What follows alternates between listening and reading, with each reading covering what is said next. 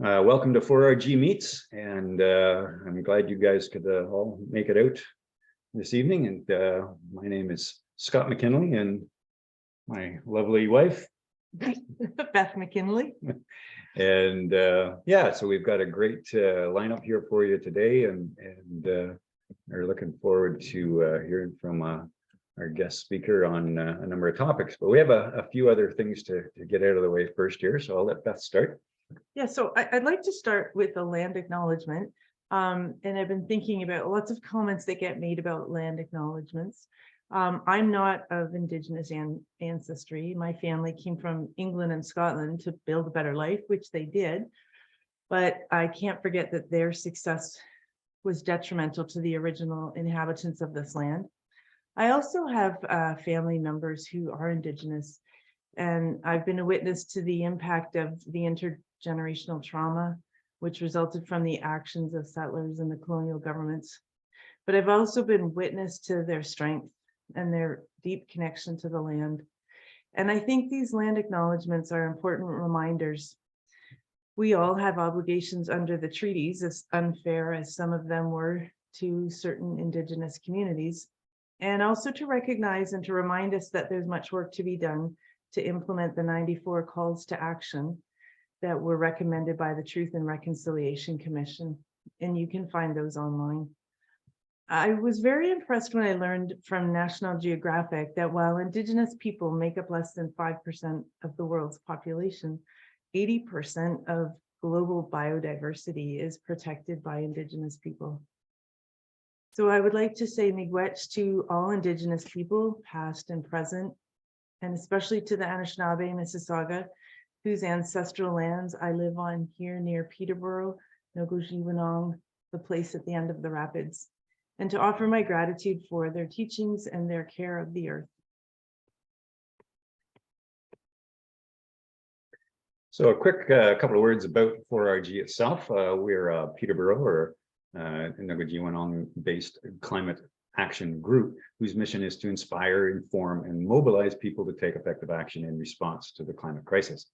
You can follow us on Facebook, Instagram, check out our website for information, events, and all kinds of suggested actions. We invite you to become more involved in whatever way that appeals to you if you want to join 4RG. We have several committees, including political action, communications, event planning, governance, etc. So check out the webpage and see how you can volunteer with 4RG. So many climate educators recommend that the most important thing that we can do with climate change is to talk about it. And that is the purpose of these meetings that we have here, the 4RG Meets. It's our monthly meeting.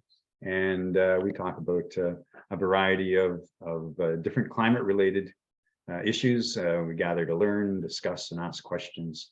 And all these presentations are recorded and uploaded to our website, so you can go back and look at some of the previous ones as well. So next month, we would like to switch things up a bit and hear from you folks more. From the beginning of 4RG Meets, we always talked about how there's so much wisdom and knowledge in the people that attend 4RG Meets. And so we wanted to create an opportunity for you to listen to one another. And our working title, well, actually, we don't have a working title. We're working on that. But basically, the theme is that we want to facilitate conversations in small breakout rooms and then share back to the bigger group about the advances, the people, the momentum that is building around climate action.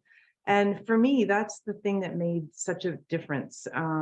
I realized in 2019, when I attended a conference on climate was one of the themes, that I realized that all I was hearing was the bad news, the news that just made me feel full of despair and grief. And I was unaware of all of the people doing so many things all across the globe, and that this action is bringing about a lot of positive change. And so that's what we want to do next month, is change the format up a little bit and give you folks the floor. Also, if in the next 4 weeks you come across titles of books or podcasts or documentaries that you found inspiring, please bring those as well. All right, so that brings us to tonight's presentation. And our topic tonight is Finding the Balance with Low Waste Living by Elsbeth Callaghan. The presentation will last roughly 20-25 minutes, something like that, followed by time for questions, comments, and general discussion. But just before we turn over the screens and the mics to Elsbeth, we decided to start that getting you a little bit more involved process by trying a couple of polls out on you. So I'm going to pull up a poll that we've arranged earlier. Yeah, should show up on your screen there now. And so these are just questions, and nobody will see how you're answering or anything like that. We just want to kind of get an idea of where people are in terms of how they're doing in their own personal life. Are they finding it challenging to do things? Are they, really involved, etc. And so this is just a kind of a snapshot of what some of you folks are up to out there. So of the people out there, everybody, well, almost everybody is composting. We try to keep our waste down. Some of us shop at thrift stores, a good number of us. Some of us shop in bulk. That's hard to do if you're living alone. Choose to reuse where possible, rather than disposable things. A lot of us doing that. Repairable projects. That one's tricky too, right? So much is throwaway now. Even when you're trying to buy something that's durable that you can repair, it's just built in such a way that you can't. Yeah, well over half of people find it frustrating to be able to do what they want to do in terms of eco-friendly things. The people of all kinds are doing more, thinking more about what they buy and how they do it. So that's a nice snapshot. I'm enjoying that. So Marilyn says that she lives on one street in Peterborough that has organic waste pickup. It's a pilot project. It's been a pilot project for over 10 years. In theory, organic waste pickup should happen for the entire city next year. Absolutely. On to Elsbeth. So Elsbeth Callaghan is the producer and the host of the Practically Zero Waste podcast and the manager of Sustain Eco Store in Peterborough. She has been living in a low waste lifestyle since 2016 and now has 2 kids and a husband living it along with her. Over the years, she and her family have found a balance that allows them to live a low waste, part of nature lifestyle while still working within the limitations of our existing systems. Her main message is to make zero waste living as practical as possible and make it accessible for everyone anywhere. So I want to give you a warning, however. So she has 138 podcasts that she's produced in the last, she'll tell you, 4 or 5 years. So one night I had insomnia and I thought, what better way to fall asleep than listening to a podcast about zero waste? Don't choose that podcast. It kept me awake for an hour. It was so fascinating. And Elsbeth has a really great back catalog of all sorts of really fascinating topics. So I've put links in the chat to her podcast. Yeah, so my name is Elsbeth. I run the Practically Zero Waste podcast, making zero waste living as practical as possible. That said, there's 138 episodes. It's on a hiatus right now because I have so many children. I mean, I have 2, but it feels like a lot. They're very young right now, so we're taking a break. But I started it about 4 years ago and was able to use that as kind of my way of, I am on this journey and I'm sharing all of the information that I'm learning as I'm going. So if you start listening from the beginning, you will find that it's very much a reflection of this is day 1 of zero waste, where I thought when you started zero waste living that meant that you couldn't produce any waste at all. And it meant that you couldn't even own plastic Tupperware in your house. It had to be all stainless steel and glass and reusable, fancy looking stuff. It starts kind of there in this stressed position and works its way over the years to a much more balanced, much more broad understanding of what it means to live low waste, what it means to reduce your negative carbon footprint, and to serve both people and planet as a greater ecosystem that's containing all of us and all of nature in one thing. So brief history of the podcast. I started it when I read Bea Johnson's book, A Zero Waste Home, which I have here. That was on a shelf at Chapters, and I picked it up and I was like, huh, that sounds like something I would be interested in. And it started this like entire lifestyle shift from there. And in it, it just talked about all of the simple ways that you can reduce your household waste. It didn't go beyond your household, which is nice as a starting point because it's what's within your control, assuming that you're not like a teenager living at home or sharing housing or living in a retirement home setting or something like that. Like if you have your own domain, it's nice to be able to start there, to be able to reduce that waste. So as I said, the journey of trying to find the balance is something that I've tried to incorporate into my work as much as possible, because there's no point feeling like you're not going to keep doing this job of lowering your impact on the planet and letting there be a planet left over for our grandchildren and their grandchildren if you're not happy doing it. You don't have to love every minute of it. There are sacrifices, but if you're not enjoying it, you're not going to keep going with it. And so that's why I had to make sure that, like, you know, my husband wasn't being forced to do this, because then he wouldn't be happy doing it and he wouldn't be happy in general. Like if I say you can't order takeout because whatever, we can't eat bacon because it's comes in packaging or whatever. So like looking for those alternatives has been my mission, and the balance has been my mission all along. So for those who don't know what zero waste is to begin with, zero waste comes from, traditionally it comes from waste management practices where in recycling in the 80s, the intention was to mitigate and reduce waste by reusing it and recycling it into something new. But even there, in the industrial scheme, zero doesn't truly mean zero. Zero is the goal, but it's not the outcome. If you've seen other versions of zero waste online, in books, you might have seen it as this very aesthetically pleasing. Everything is minimalist, everything is white, everything is like fitting your jar full of like all of your trash for the year in a little mason jar. Those kind of perceptions of the zero waste movement have done it no favors, because as aspiring as that is, or inspiring, sorry, as that is, to see something beautiful in regards to living a low waste life, that's not what it truly looks like in reality. As you guys all know from the poll, we saw that you're composting, you're thrifting, you're buying less, you're reducing your waste by shopping in bulk, but that doesn't always mean that it's like Pinterest worthy, if that's a phrase that you're familiar with. It's not gorgeous every time. You're using your margarine container over and over again that you've had for 10 years now, because it's a practical thing to keep reusing, and it's a darn good container. Why throw it out? So it looks like all these different things all at once. I long ago decided that zero waste was maybe a bit of a turnoff for people to use that phrase. So I've often supplemented it with low waste living, waste-free living, like a low impact on the planet or a negative impact on the planet, those kinds of phrasing, whatever you want to call it.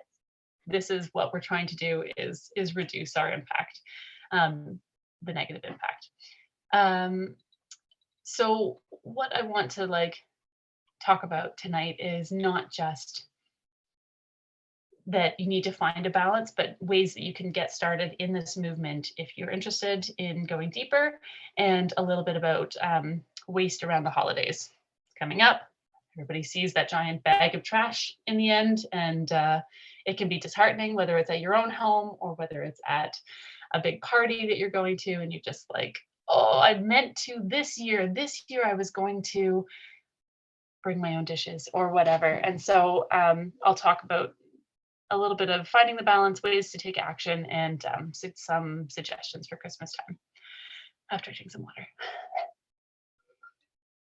If you've listened to the podcast at all, you know that I talk at warp speed, so it's a little tiring. At the end of my last pregnancy, I was like trying to like get enough air. I have a couple of episodes with Teresa Godden, who's in For Our Grandchildren as well, and she had to like say, just pause for breath. Like you have a baby sitting on your lungs, you can't breathe.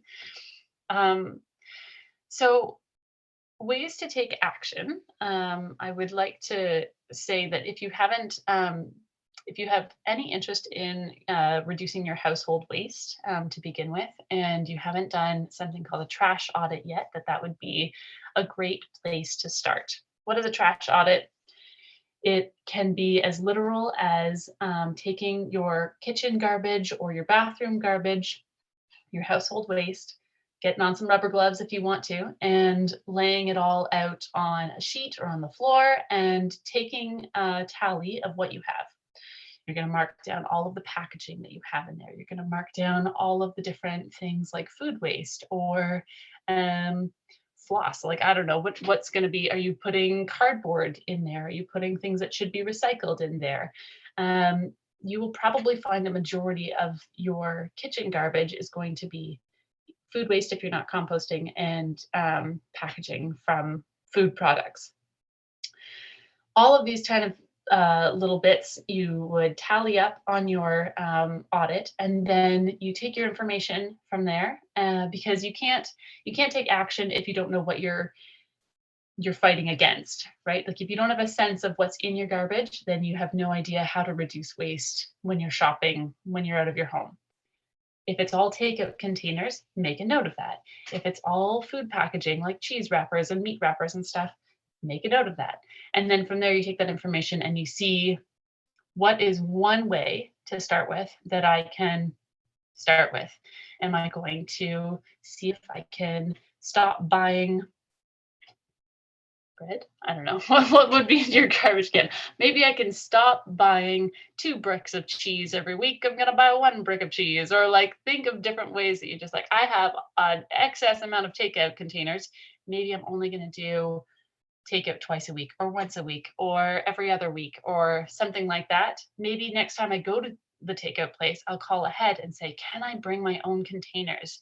If it's all Tim Hortons coffee cups, maybe you start bringing your own coffee mug to the store, wherever you're going, whatever cafe, and then you can start to make those little changes over time. But again, you can't make changes on things that you don't have a sense of what you're doing. There's that phrase, there's no such thing as away. When you throw something away isn't a place. Away is the dump. Away is your garbage can. Away is a landfill, or maybe it's ending up in the ocean. Maybe it's ending up like blown from a truck and landing in the woods and stuff in our green spaces. So the idea that when you're throwing something away, it's not just disappearing out of sight, out of mind. It does still exist basically forever. And so if you're aware of what you're throwing away, then you're able to reduce that. I will talk just briefly on Christmas. As you can imagine, there's just at the end of a big event, you've got that big garbage bag.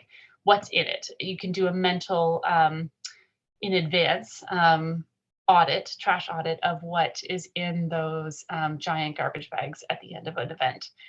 Is it disposable plates and cutlery and cups? Is it gift wrap? Is it decorations that were kind of cheap and weren't meant to last, weren't meant to be reused? Is it even thinking about the waste in terms of the fossil fuels or the energy in order to ship all of our things that we ordered online for Christmas gifts and stuff? Thinking about doing kind of a mental trash audit in advance of the holidays is one way that we can reduce waste. Obviously, we know all of the different ways that we can find those alternatives, but like having that mental list of gift wrap, food waste, all of those things, disposables, you can anticipate making those changes. For example, our my husband's family has a very large gathering on a weekend prior to Christmas. So it was kind of a nice practice run for us. We were able to, we received the email saying, hey, everybody has to bring their own potluck item. It's going to be great. And then I responded saying, can't wait to see you all. If you can bring your own reusable dishes, then that will cut down on the garbage. And I will be arriving with a bucket for compost. And if someone wants to bring it home for their farm, great. And if you don't, I'll put it in my backyard. So just putting it out there, and no one responded to that email, but it doesn't matter. They brought their own dishes, and they, like, you know, most people forgot and some people remembered, and that's great. So anticipating those things, it's a tradition. We do it every year. We always do a gift exchange where there's something wrapped in 26 layers of wrapping paper and you have to unwrap it every time, you know, those games. So like, let's anticipate that. Let's say, okay, how many reusable bags can we wrap around this present? Or what kind of alternative gift wrap can we use that doesn't have foil or glitter or things that are microplastics that are not recyclable and are not to be burned? If you have a fireplace, often you can burn wrapping paper, but if it's got plastic in it, not a good thing to burn either. So trying to avoid that kind of wrapping paper, even if you're still going to buy wrapping paper this year, trying to buy stuff that's totally all paper and not mixed in with glitter. I don't like glitter. I think it's pretty, but I don't like glitter. All of those kind of conversations that you can have tie into the mission of these meetings, and a great way to take action in general, which is talking about climate. So bringing it up in advance. Again, my family does the gift exchange that is planned in advance, and my mom even included this year that our little eco elf has suggested that we all remember to use sustainable wrapping, and to shop locally, and to thrift it. There's so many ways that you can just do something different, that it breaks the cycle of waste that happens every single year. So yeah, I think that there might be time at the end for questions if we want to like discuss and come up with different ideas for low waste Christmas. There's always the debate about like, what's the most sustainable Christmas tree? I think it's not I don't think it's a necessary conversation. You just do your own Christmas tree. But if we want to talk about different options there, you totally can. But all of this kind of gathers together to be, what is within your control? What are you able to reasonably manage? Yes, there's a huge laundry list of ways that we can reduce our waste. But if you don't have a clothesline and you have to use a dryer, use your dryer. You can use the low heat setting. If you don't have the capacity to change your diet and go completely vegan, you can be sometimes vegan. You can have one meal a week that reduces your meat consumption. If you're using public transit, great. If you are driving all the time and you live in the country and you can't take transit, then you can shop locally. You can always find something to reduce your waste. You can always find some way to take action. And one of those ways to take action is talking about it and having that conversation. Water. On the topic of talking climate, there's a great program called Talk Climate to Me. If anybody has heard of it, it is specifically designed for women, but anybody can attend. And it was a great opportunity to learn how to talk climate. And it's not like, here's all the facts and I have to convince you and you're a climate denier and I need to prove you wrong, you nincompoop.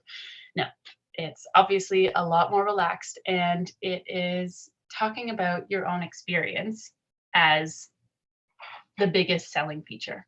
Because if you're happy in your lifestyle and you're happy with the choices that you're making, that joy will radiate and you'll be able to share it. I heard an example recently where you look on your block and there's a yellow house and there's a yellow house and everybody's actually painting their house yellow. So should I paint my house yellow? But I actually live a different way. And so I might paint my house blue, or green in this case. So I'm going to paint my house blue, and people are going to ask me, why are you painting your house blue? Everybody else's house is yellow. I'm not going to say, because yellow sucks. I'm going to say, because I love blue and I want to tell you why I love blue. So bringing up that, or like using that tactic in talking climate, especially when we're going to be seeing people at the holidays that you haven't seen in ages, and they're going to be like, oh, they're the green person. Like, I'm not going to get into a green conversation with them because they're going to try and convert me and tell me that I have to like stop eating meat or something. Be like, hey, I recently installed a heat pump in my house, and that is a great eco-friendly alternative to this furnace that I was using before. Or I am choosing to wrap my presents in reusable gift bags that I've had for years, and my kids are really excited about it. Whatever your conversation is, it's because you love it and you're sharing it, and you're not saying, that's how you have to live, you idiot. So talking climate as action is something that I've really enjoyed, knowing that like action is the antidote to worry and you need something to do. So taking action by talking about it. Some other resources that I have that I love if you are just at the baseline and wanting to take action, even though I know you guys are deep into it and preaching to the choir, but Random Acts of Green, you've probably heard of them, has an app, and the app has all kinds of eco-friendly actions that you can do now, today, right now. And when you're on the app, you can check off each day the eco-friendly actions that you've taken. I decided to line dry my clothes instead of using a dryer. I decided to walk to work and type in how many kilometers that was instead of driving. And it takes that information and it tells you how many carbon emissions you have avoided or not produced by taking these actions. And then that turns that into real world, like it takes the points and turns them into a real world option of being able to spend those points on real world purchases. Anyway, so the Random Acts of Green app I recommend to start with because it has a huge laundry list of ways that you can take action today, and you can just pick and choose which ones if you're looking for inspiration. Other ones, obviously the podcast, huge list of like the back catalog is all there. The Talk Climate to Me course I can send Beth and Scott the link to that as well if anybody's interested. And then Sustain Eco Store is an awesome resource. Green Up is an awesome resource. And I think that that's all that I had to share. So I think, Elspeth, your point about making it manageable, I mean, that's the reason that we really wanted to bring you here today, is because so many people that we talk to, you know, will say, well, I want to go see my family, but they live in Vancouver. And I really realized that, you know, there's a big environmental impact to me getting on a plane and I shouldn't do it, but also I love my family, you know. Mm-hmm. And so that acknowledgement that we none of us can be like a climate saint, that we live in a carbon-based society and there's a lot of change happening. So making it, being realistic about it, because doing the best you can and then letting it go, be okay with that. And then the other piece that I think, you know, your analogy of the blue house and the yellow house is a really good one, because that's something else I hear climate communicators saying, that you don't even really, like, yes, talk about it, that's important for sure, but also the example that you set makes an impact when other people realize that you care enough to use cloth Christmas bags, for example, which we started using like 30 years ago. And then all of our relatives would keep the bag and we gave them the gift. Which is good. Yes. But we had to keep making more. We had to be a little factory going there. And Random Acts of Green, you've motivated me to look at that again. I looked at it a few years ago. And I think that's another really positive way of just keeping it, you know, in the front of your mind and knowing the impact that you're making is really great. Mhm. Yeah, and I often, if I get into a debate, I know you're talking about, it's not about telling you you're wrong and this and that, but if I'm finding I am having a debate with someone, then so often they try to shut me down by saying, oh, well, unless you are living in a hole in the ground and you don't drive a car and you know, you never eat meat and you've never been in an airplane, then you can't talk about being you know, taking That's climate hard. action, right? And so it's like, we have to realize that we are always going to feel like a hypocrite if there's somebody negative out there that's telling us that we're doing it wrong, that we aren't saints. And of course we're not. We can't do it all perfectly well. And so don't let the naysayers get you down when they start telling you that you don't have a voice because you're not perfect. You do. Yeah, you have to remember that you can also acknowledge that, like, in your story, in our family, we do this, and we're trying really hard. And you know what? We're not perfect. We're not doing it all the time, but like we're really finding that it's impacting our lives. We don't have to take out the trash nearly as often. We don't have a smelly garbage because we're started composting, and that means that we can leave the trash for a couple of weeks before we have to take it out. I don't idle my car anymore, and I'm really finding that, like, when I'm walking past somebody else idling it, that like I notice the air, and so around my house it smells so much cleaner, or whatever your situation is. You're talking positive stuff about yourself and not saying they suck because whatever.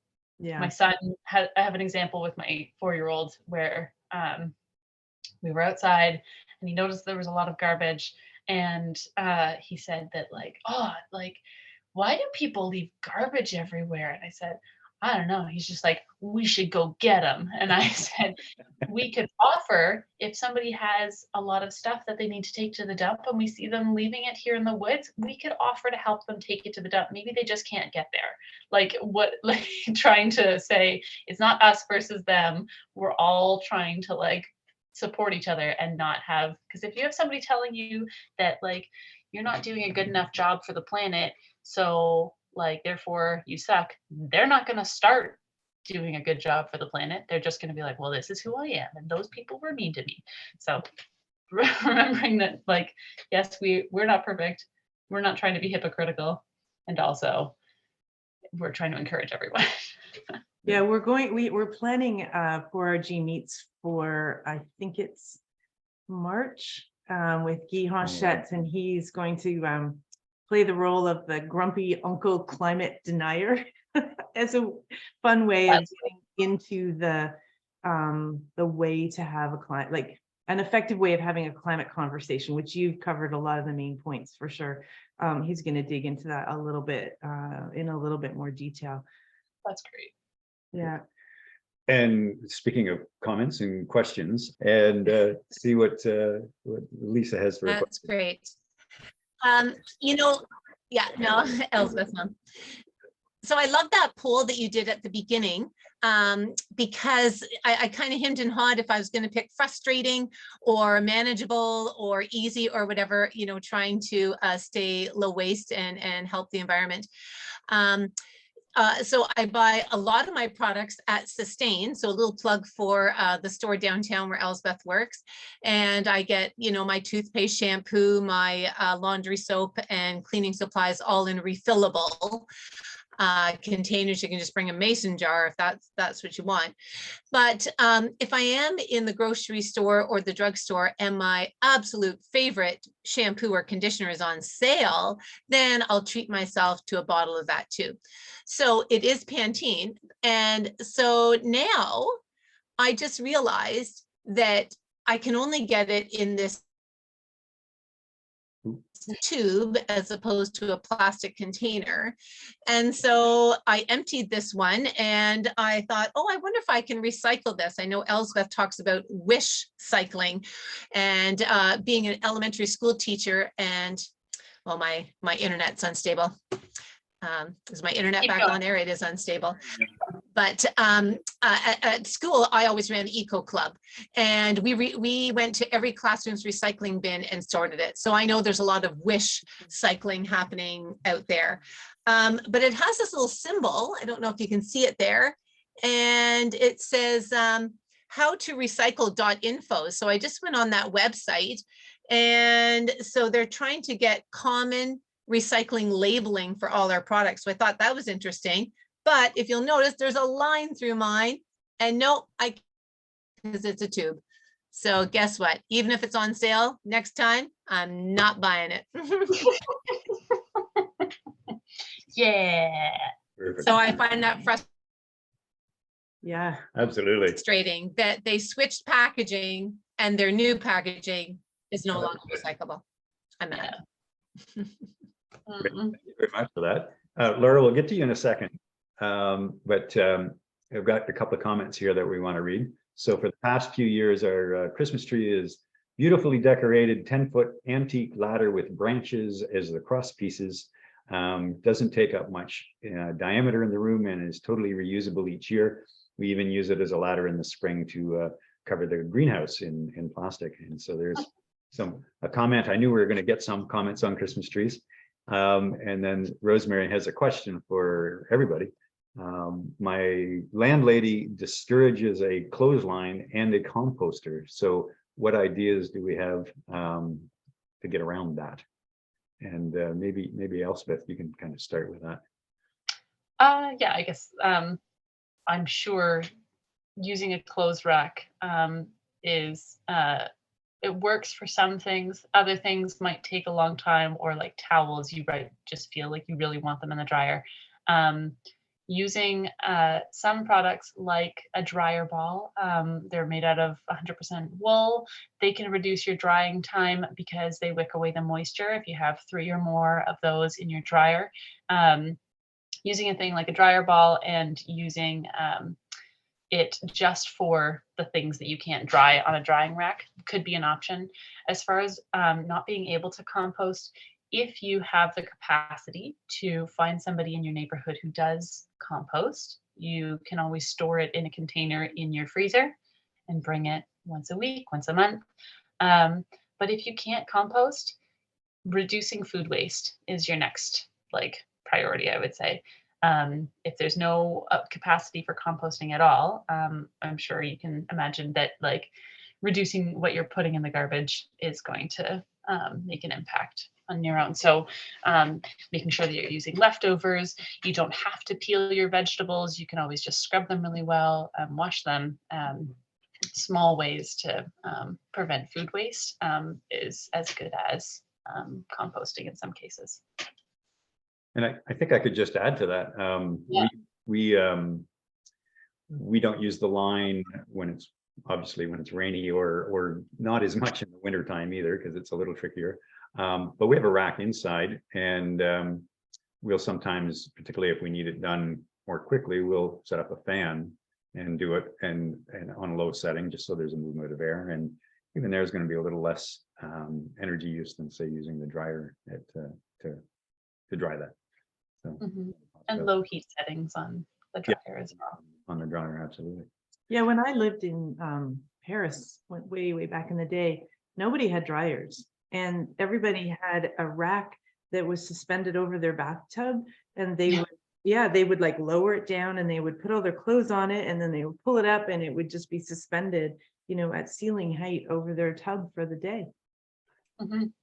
Charmaine McGumbey has a suggestion. There's 1.5 degrees. It's a local company that will pick up your compost. Cool.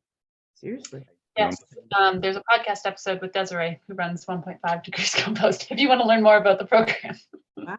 Oh, very good. Yeah. And then, yeah, she's great.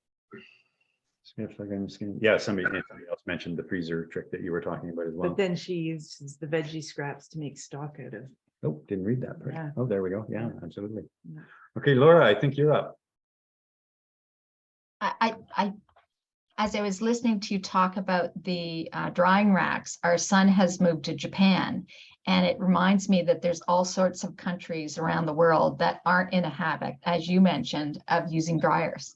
So it is a custom there. When you're looking at an apartment building, the balconies are actually all racks for clothing. So instead of people going out in the balcony, that is actually where people dry their clothing. So it is interesting how we have gotten used to using dryers for everything, and half the world does not. The one thing, Elspeth, thank you so much for your presentation. That was really, really good. I've done the home audit once or twice, but you know what I found worked really, really well for me was we started keeping track of how many garbage bags we were putting out. And we get a thing from the city. I'm up in Owen Sound. We get a thing from the city that says your garbage days are this. And if we put a bag out, I just color it in. So over the years, that just being mindful of how many bags that we put out has probably reduced it by 75%. Because instead of thinking about every single thing, it just seems like if that's my goal, I start making decisions. And I don't know about you, Elspeth, but when I go to the grocery store, often when I'm standing in the line and looking what other people are buying, and then I kind of look at my cart and I go, well, I've got 3 items in there that have got packaging that is going to go in that precious bag. So I do make decisions that way. So the audit is really great. I find the audit of my recycling bin is probably a bigger thing. Yes. Interesting. Yeah. We do easily get into the habit of, oh, I can recycle it, so it's not a problem. But we all know that a lot of plastic does not get recycled, and just putting in a recycling bin doesn't mean it's been handled in any kind of environmentally good way. This, you can't see it because I've got a background, but it's aluminum can. So we stopped years ago buying pop in plastic, but we really like pop. And I loved your point of different colored houses, because we really like pop. It doesn't really matter what people say, we like it. So the aluminum cans I love, because I did some research on it and they said it is the one thing that the recycling companies make money on. Yes. And so, but if you looked at a recycling bin, it's completely full of aluminum cans. Yeah, I like, no, I've lost my thought. Never mind. Go on. Oh, the doing an audit over time. So like I did a trash audit 4 or 5 years ago when I first started low waste living.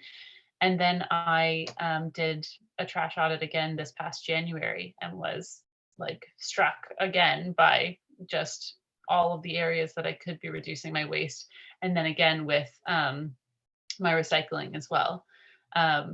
What I have started doing is, instead of necessarily recycling all of our paper, it is now being shredded into my compost bin, because I was finding that it was too wet and I didn't have enough browns. So instead of recycling my paper, I am recycling it into my backyard gardens by composting it. So even doing a trash audit of your recycling bin is a great idea. And just keeping track of quantifying the things that are not happening. Do you know what I mean? So where you are saying, I have not created 80 bags of garbage this year. How, like, that is just something that's harder for us to wrap our minds around, the concept of what you're not putting out there, and trying to say, okay, Laura, maybe you have reduced this many bags, versus like every week you're allowed to put out a bag and you have only put it out 20 weeks of the year. That would be a nice thing to be able to see visually, a big heap of garbage that you have not produced or something, but it's hard to see the absence of a thing and quantify that. So it's nice to see that on your little piece of paper that you're checking things off. We were able to do that fairly easily, because where we are in the country, we get garbage bag tags, and you're only allowed to put out 2 bags of garbage per week.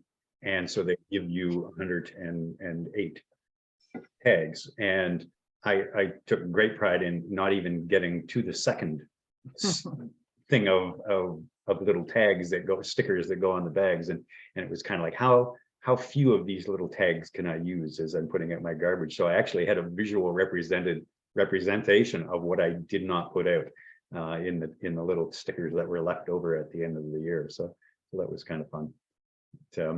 We've got someone here Sharon Hill talking about composting, and as a group encouraged the city to implement organic waste, saying it was approved but not implemented. But then Alan Slavin is saying that it is supposed to start in 2023. Peterborough City. Peterborough City, yes, not the county. And then if not, then keep pressure on your councillors to do so. And on the soda can stream, if you will, Lisa Kosser is saying that she's treated herself to a soda stream, and we did that as well. We have a soda stream so that we don't buy as much pop, and we keep doing it. Lisa also mentioned earlier, and we didn't read it out loud, that she has this really cool idea for a Christmas tree. The ladder. Did you read that? I read that. Oh, I'm Yeah. sorry. Did I actually miss paying attention to you? You for a might not. second? You might not have been listening to me. Speaking of Christmas trees, at the risk of showing off, oh, Our can't messy quite see it house? from there. Our messy house.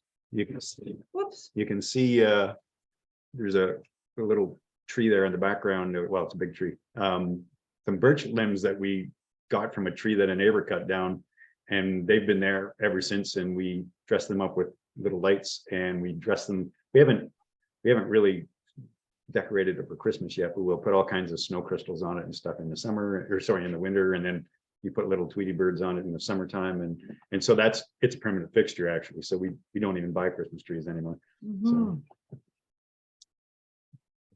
Okay, Connie makes an interesting point. It would be good if more people would use reusable diapers. That's definitely a challenge. I used We to did that. do that, and I would think Hard to to do that. myself, if I don't use reusable diapers, my children's diapers are going to still be there in 200 years in a, I don't know where, in a dump somewhere. So it's not always possible. And our one daughter, her skin didn't tolerate it. But She got through 18 months, and then she was starting to develop a lot of rashes, and I wasn't able to deal with it. So I took the easy way out and went back to disposable. So on the topic of diapers, though, most of you are probably out of diapering small children, but if it comes up, we diapered through the night as well. Cloth diapered my first son, and it was just laundry every single day, which was fine, but we had our own laundry machine. If you were using a machine at a laundromat, it would be different. So that's, again, finding the balance. Yeah. This time around, we are doing cloth 99% of the time, and then there's one disposable diaper at nighttime, and the amount of garbage that we produce still bothers me, but at the same time, we all sleep at night, and I don't have to change the sheets every morning. And so there's a balance, and it's okay. You don't have to be doing 100% all the time. Yeah, I think that's so important. And then, making one change at a time, and then assessing that change, and then maybe going back on it and trying something else. Mhm. Okay, Michelle Ranch says baby steps make a big difference. Consumers stop buying product or right manufacturers, and eventually there will be a green Pantene project that all of us can enjoy. Wiggly worms inside a Rubbermaid will eat compost over the cold months inside basement, garage, etc. Everyone always knows my gift. It is wrapped in a newspaper with a bow. Good sharing, thank you. Ted Spence says in Peterborough, the city still uses black garbage bags. No idea what is in them. But at the cottage in Peterborough County, we're required to use clear bags, and the amount of garbage versus recyclables went way down. Mm. Interesting. Mhm. Yeah, I wasn't sure why. I wasn't 100% sure when our area went to plastic bag or clear plastic bags. That doesn't that make that you have to use more, like virgin plastic, but there's the answer, right? It's when your garbage is exposed, you're more, I don't know, guilty maybe about putting recyclables into your regular garbage. I'm not sure if they would actually knock on your door and say, hey, you're not recycling. But They may not pick it up. it may not pick it up. Maybe that's it. Yeah, maybe you're right. Okay. So Marcia Perryman, she was recently impressed with the GO train as an easy way to get to Toronto. Yes, Marcia, it's like a magic tunnel. Yeah. Love the GO train. Yeah. And Lisa Cosser, tea towels and pillowcases from the thrift store with old ribbon makes great wrapping too. Yes. Connie, the larger the present, the larger bag I make, and also use baby blankets to wrap baby gifts. Oh, that's a great idea. Laura, our tree looks great. Thank you. Owen Sound Waste Watchers. That's right. That's your group, Laura. Yes. They've put together more holiday ideas that you can see, and there's a link in the chat. Sharon said, I use cloth diapers for both my kids. Had a washing machine many years ago and found it really easy. I would encourage new parents to try it. Finding them in the first place is probably the biggest challenge. And then diaper services, they can not so great, Laura. All right, well, over to you, Laura. I'd be concerned about the chemicals used in it, like a pickup service. I thought about that about 30 years ago, and then it just made me uneasy because you don't really know what products they're using, and it's going to come back to your child's skin. Yeah, I really love the points that you made about just starting someplace. And, you know, Elsbeth and I could probably talk forever about this sort of thing because we find it fascinating. Not everybody does, but, you know, when we're talking about climate change and wanting to reduce carbon emissions and reduce by certain percentages by certain years, when you just look at your garbage, if you can reduce it by 75%, over a couple of years of changing what your lifestyle is. And that's pretty significant. So, you know, I think it may be perhaps not the sexiest topic to talk about, but it's certainly one that is well within our control as consumers. So I really applaud you for featuring this evening. Thank you. Yeah, and buying less. We didn't really talk so much about that, but Elsbeth, when we were talking earlier and preparing for this, you know, that's a whole mind shift around Christmas as well. You know, those alternatives to the things, buying the experiences instead, or gifts of time, or yeah. Just something consumable is also like, so all of our gifts this year are preferably consumables. Sorry, Mom, you know what you're getting now. But the idea of like, it's not more stuff, especially since people don't technically need more stuff. And if they did, most of the people that I'm buying for could buy it for themselves. So the idea, like, if it's something practical, they're just like, oh, I'll just get it anyway. But the act of giving something is so important to people, and the act of receiving something is often pretty important to people. And buying less, buying local, buying thrifted, giving something that you already have, giving something that you've made, doing something that's consumable, something that's like home baked, whatever. All of those are options for reducing like just all this stuff. And Mark asked for a more explicit plug for your thing, for your podcast, and I see you just put it on there in the chat, right? Is that correct? Yes. Yes. And I found you through my podcast app on my Apple phone.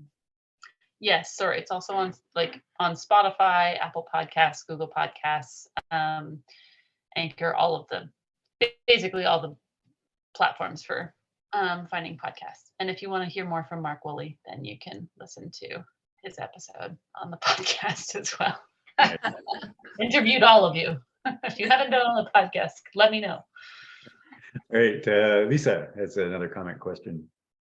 I was just going to say one thing that I have done, and much to I get a lot of resistance, is when I'm at an in-person meeting, is I really encourage reusable mugs. So I make sure that there's a basket of mugs. I'm thinking of our monthly church meetings. There's tea towels and dishcloths and some soap. We only have a bathroom in the meeting room, so it's and I volunteer to do the dishes. Even our school, I still volunteer there, even though I'm retired. And they're having their big Christmas dinner on Thursday, the 21st, I think it is, or no, Wednesday, the 21st. And so I said that I would be in charge of the composting, the recycling, because they'll all get a carton of milk. And so I'll have a bucket to pour out the milk, but that a container to put the milk containers in for recycling. And so I'll have to have all that lined up ahead of time with little signs. But yeah, that'll be my job in a Santa hat, is just making sure every kid puts their dirty plate in the right spot. It's a paper plate, so we can burn it in my huge furnace. And if it's plastic cutlery, well, I don't think you can recycle that. It'll have to go in the garbage, but yeah. Pretty good though. So I try to have an influence where I can. Yeah. All right. I think we'll wrap up our questions with Connie. I just wanted to thank Elspeth for a great night. I think one of the things I find the hardest is kids' toys, and that, I'll look at things and I'll think, oh my gosh, that's all plastic. So you can buy, wooden, sleighs and different things, but there's so many toys and there's so much packaging around them.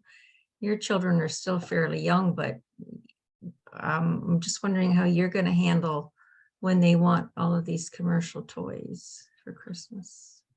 That's a good point. My son is 4 and he has encountered a lot of commercial things because he's in school now and all they do is watch TV. But they his idea of toys and wanting toys and stuff is pretty limited because he doesn't watch any commercials or basically any movies at home. And that's because we love not having TV. You don't have to not have your kids watch TV. And so he doesn't ask for those kinds of things. The majority of times that he does have something from Paw Patrol or whatever your grandchildren are watching, they are all thrifted. Basically everything we buy is thrifted, and that's not 100% of the time, but like the majority of the things that we bring into our home are secondhand, and that helps slow things down. So if we're out shopping and he sees Spider-Man, he's gonna be like, this is awesome, I totally want Spider-Man. And that's great because you can get it thrifted and we don't go to Walmart if we can avoid it, and I don't bring him often. And so he doesn't see all of the things presented at eye level and kid candy, like, saying, buy me, buy me. That helps. Other people have been very generous over the years to acknowledge that this is the way we like to do things. They ask what kinds of things the kids need. I gave very specific lists this year. And also people were contributing money towards like one gift for both sons to get like something that's a little bit bigger, like these big play mats that are going to be a little bit more multifunctional or whatever.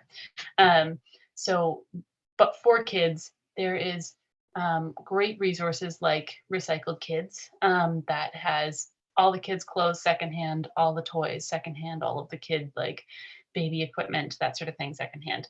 There are resources available. The kids sections in thrift shops are huge and are usually in pretty good condition.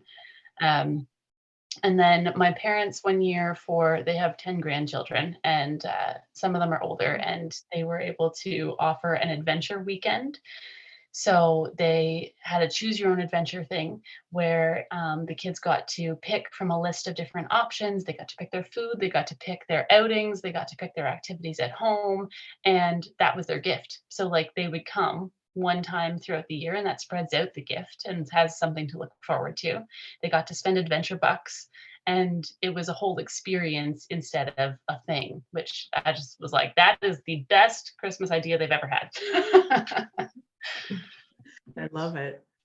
Well, that's great. There's so many great ideas, and my brain's going off in various different directions in terms of ideas for further 4RG meets and things I should get more into. And I think there's probably a lot of other people feeling much the same way. Lots of ideas and things that we can do that are simple and practical and that we don't have to be perfect. And I just really want to thank you very much for taking the time and to come out and help us out today and share your thoughts and give us some insights into how we can do a little bit of things ourselves and feel good about it. And I Thanks for having me. point out that I don't think our chat has ever been this chatty. And it says a lot about how much people really are looking for things to do and sharing ideas. I think this is a great lead into January because this is what we want to do more of. A little more talking and chatting. Yeah. So Yeah. on that note too, also, I want to thank everybody that stuck around and asked questions and took part. And we hope to see you again next time around.